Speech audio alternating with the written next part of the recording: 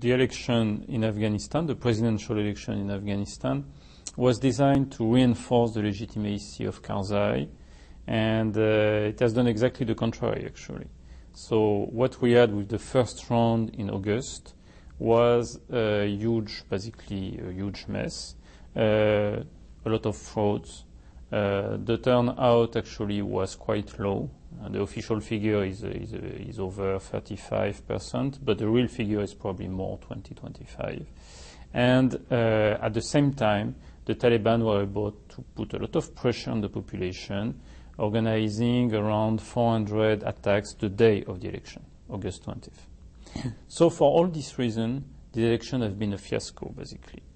Then, after a few weeks, the Electoral Commission decided, under the pressure of the outsiders, to organize a second round between the two contenders, Abdullah and Hamid Karzai.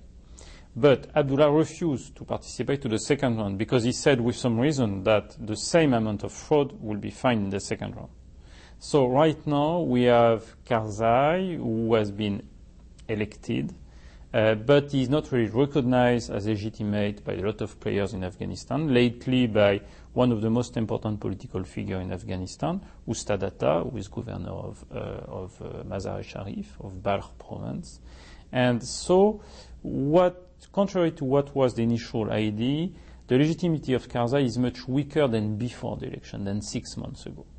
And it's going to be a major problem because any strategy in Afghanistan is based on the idea that after a few years the Afghan army is going to be able to secure most of the Afghanistan, or at least the cities, the strategic point, and allow us to exit Afghanistan, at least for the fighting troops, you know.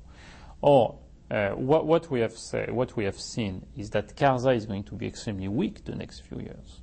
It's going to be payback time because he has made a lot of alliances with warlords, with local leaders who are not exactly the kind we like.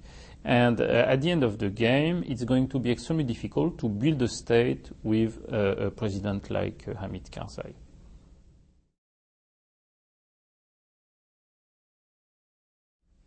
One of the major causes of the failure so far of the international coalition in Afghanistan is that the nature of the Taliban was probably not well understood.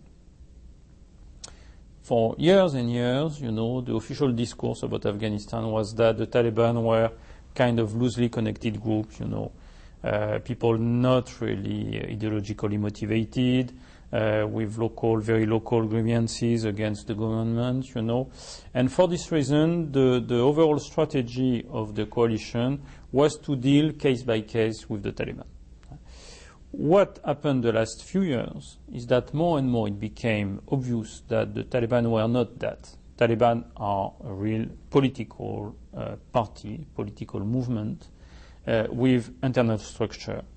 They are not a local but a national movement. There is a high level of coordination right now, even in the provinces that are very far from the Pakistani bases of the Taliban.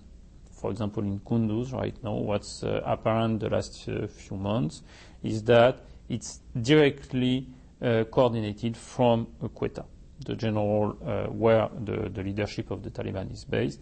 The general strategy, what people should do, should not do, for example, the relationship between the Taliban and the civilian, all these questions are addressed directly from the leadership of the Taliban. So we have discovered a little bit late that the Taliban are really serious, that they are, tactically speaking, good fighters. They are extremely courageous. That we have seen that in Helmand, especially in 2008, 2009, they are fighting well. And that's a major problem, because the idea that most of the Taliban even are just $10 Taliban, you pay them $10 a month and they are going to fight, so there is no political motivation. All that is deeply wrong, you know, and it's dangerous. Because actually the Taliban are mostly illiterate, not educated, but they have a worldview, they have values, and they deeply feel that the Western coalition is threatening these values, that the coalition is threatening the Pashtun way of life. And that's very important. That's a question really we should address.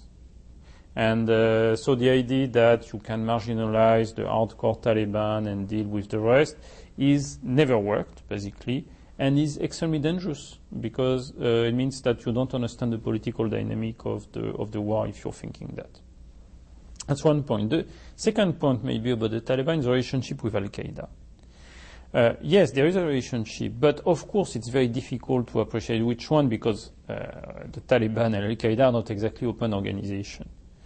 The second point maybe to mention quickly is that right now Al-Qaeda doesn't need the Taliban and the Taliban do not need Al-Qaeda. They are separate organizations. Right now Al-Qaeda is not fighting in Afghanistan. If you take Al-Qaeda out of the picture, the insurgency in Afghanistan doesn't change. It's the same thing. On the other hand, Al-Qaeda has no objective right now in Afghanistan. The Taliban are fighting the Americans, they are winning, so basically everything is all right. And the target of Al-Qaeda are much more in Pakistan and more general target in Western countries. So they are relatively dissociated for their objectives and for their day-to-day operation. At the same time, it's very clear that they are connected because they have the same enemies. And I would say the relationship is probably stronger between Al-Qaeda and the Taliban than between the Afghan Taliban and the Pakistani Taliban, who are very separate entities, I think. So what are they doing, basically? What kind of help they can give each other?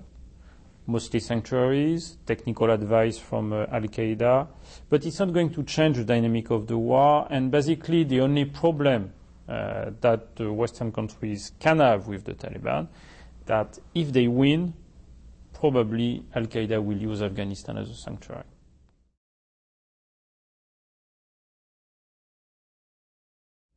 What's interesting in Afghanistan is that plenty of outsiders are playing their games. First, the international coalition, but also and probably more importantly, neighbor state and especially Pakistan.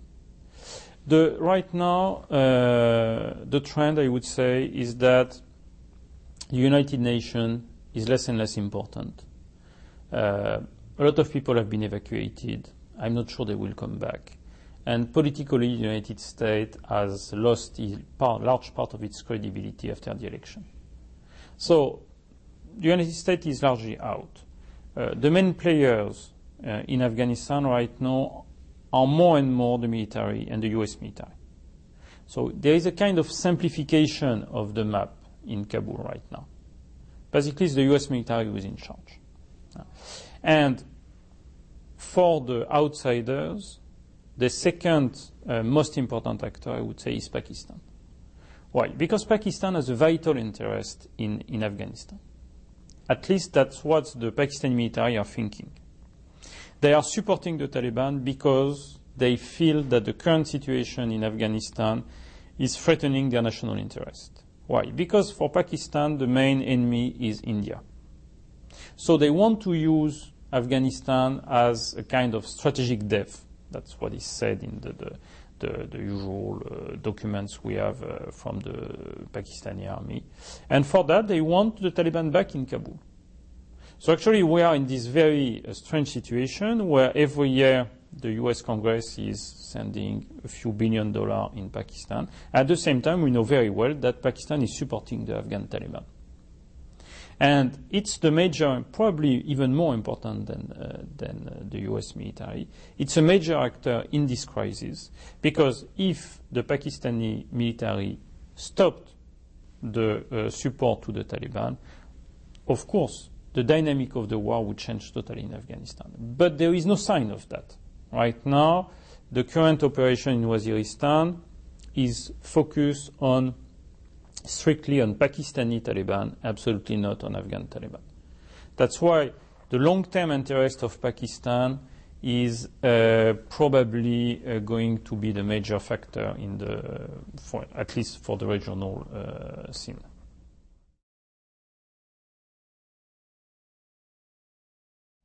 The war in Afghanistan is extremely difficult to explain to the public opinion in Europe or in the United States. It relates to the U.S. National interest, but it's very indirect, actually. What we have now is a local insurgency. What we have in Afghanistan is a civil war, plus an insurgency against foreigners, but it's also a civil war. And basically, the Taliban so far had very local objectives. So in a way, a lot of people are saying, if the Taliban are winning in Afghanistan, what's really the problem? They are not going to invade New York. They are not going to organize a large-scale offensive against other countries. But we have basically two problems. First, is a Taliban victory in Afghanistan going to impact Pakistan? The answer is yes, probably. So we have a risk of the destabilization of Pakistan through a Taliban victory. That's not the point of view of the Pakistani military who is supporting the Taliban. So here it's more an outsider point of view. The second question we have is that most probably, if there is a Taliban victory in Afghanistan, Al-Qaeda will use Afghanistan as a sanctuary. Not the countryside, because the countryside is open to counter-terrorism operation, but more the cities. And it's very difficult, of course, to know if you have an Al-Qaeda operative somewhere in Kandahar or somewhere in Jalalabad. It's extremely difficult to pinpoint if the Taliban are in charge of the cities.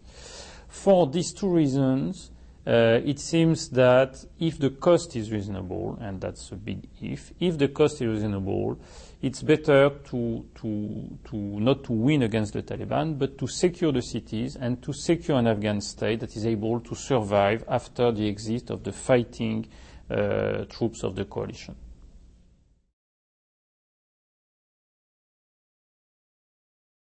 We are now in a very important moment for the United States and for Afghanistan.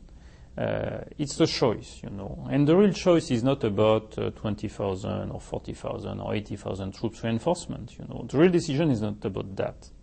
The real decision is about the strategy, what these troops are going to do, reinforcement or not. And here you have basically two options. The first option is to go in the countryside and to do what has been called the counterinsurgency strategy, clear, hold, build. You are entering a concentration of villages, for example. You clean the place, means you push the Taliban outside the area, and then you hold the place, you hold the place, you patrol the villages, and you build a long-term state or stability. The problem with this option, it's just that it doesn't work. It doesn't work in Helmand, where the level of casualties is high, and it's not going to work in other places. Why? First, because the Taliban, even if they are pushed out of one area, they can always do hit and run attacks against this area, especially because they have a sanctuary in Pakistan. The second point is that there is no local Afghan state that can help the coalition forces to secure an area.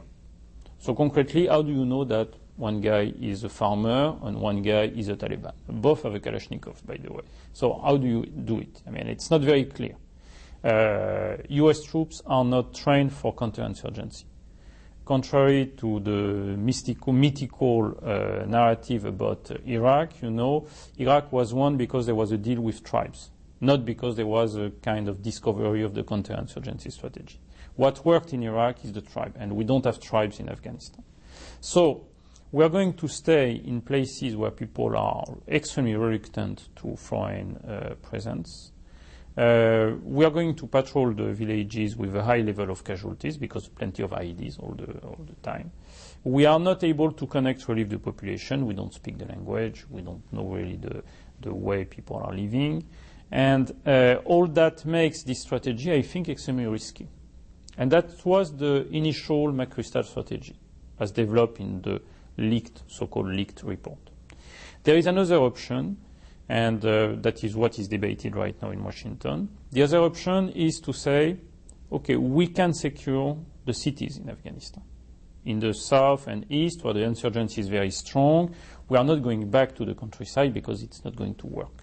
You know, if the Taliban are fully in control of one place, we just leave the thing like that. We concentrate on the cities and around the cities to have some kind of buffer area around the cities.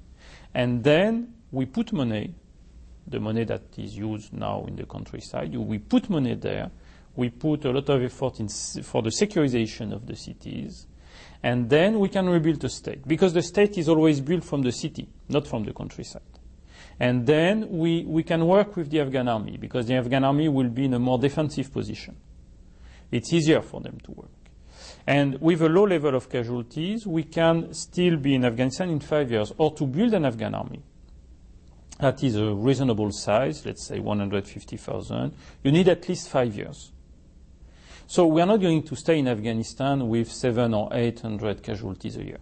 It's 500 this year, and with the generalization of the McChrystal counterinsurgency strategy, it would be more 700, 800 casualties a year. That's not politically sustainable. So if we have this more defensive, city-centered strategy, we can stay 5 years in Afghanistan because we'll have a low level of casualties. And then in the north, where it's possible, and there are a few provinces where it's possible, we can work harder to stop the Taliban. It means probably that some European countries that are working in the north right now should leave, maybe work more on the training of the Afghan army, and leave probably place to other kind of troop more trained to do counterinsurgency work.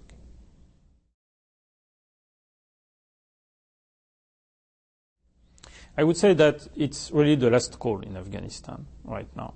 If we don't get the right strategy, if you don't do the right thing right now, I think it will be over in the next 2 or 3 years.